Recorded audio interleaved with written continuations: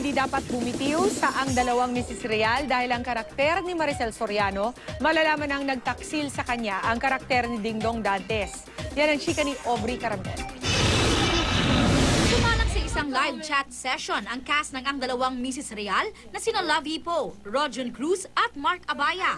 Enjoy na enjoy ang tatlo sa pagsagot sa mga tanong ng fans na karamihan daw ay tungkol sa kanilang pinag-uusapang primetime series. Yung mga nakaka-relate or dating tips, ganyan. O kung anong gagawin mo kung ikaw si Chenes o si Ikaw Chenes. si Sheila, ikaw si Millet, o ikaw si Anthony. Si Mark ipinagtanggol naman ang kanyang role bilang si Vincent dahil tila marami raw fans ng show ang nagagalit sa kanya. Si Vincent lang yung pang-damage control. Sablay pa rin yung advice. Sobrang sablay.